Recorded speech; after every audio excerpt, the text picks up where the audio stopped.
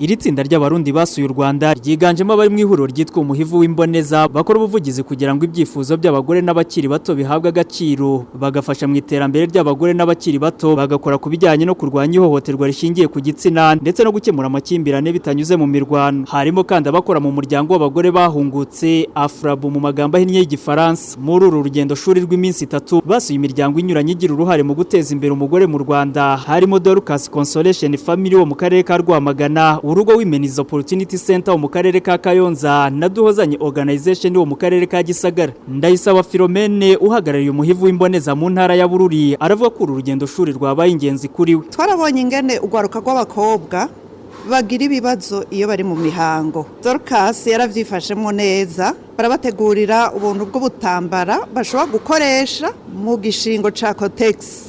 Cotex ntishobora kuronka bose. Twarumvise ikindi kintu citwa icumba c'umwigeme. Ico kintu carankoze ko cane ko je nsanzwe ndumwigisha. Uwo mwana wantaho nikora wamuteguriye twadutambaro akatutwara ku ishure akaba afise icumba c'umwigeme ashobora kwihinduriramwo nta ngorane zosubira kuhaba. Umuhuza bikorwa wo muryango Afrabu ari nayo waruyoboye iri tsinda Marie Concessa Barubike avuga ko nyuma y'uru rugendo shuri bagiye gushyira mu bikorwa ibyo bigiye mu Rwanda. Tuzogenda twicare turabe ibi bintu byose byitwa ko ari ibintu twabonye biza gukomeza ibikorwa by'ubuvugizi dusanzwe dukora bya plaidoyer. Tuvuge tuti aha hotanguriki. Ikindi kintu nukuraba yuko byukuri gukora ubuvugizi twasanze yuko ibihugu byacu bifise amapolitike meza no gufasha kugira ngo byukuri tubanaye dukora ubuvugizi kugira ngo ayo mapolitike ashishikare kuja mu ngiro. Uru rugendo shuri rwabayeho binyuze mu bufatanye bw'umuryango utari wa leta mu Rwanda Réseau des femmes œuvrant pour le développement rural usanzwe ukora ku guteza imbere abagore by'umwihariko abo mu cyaro.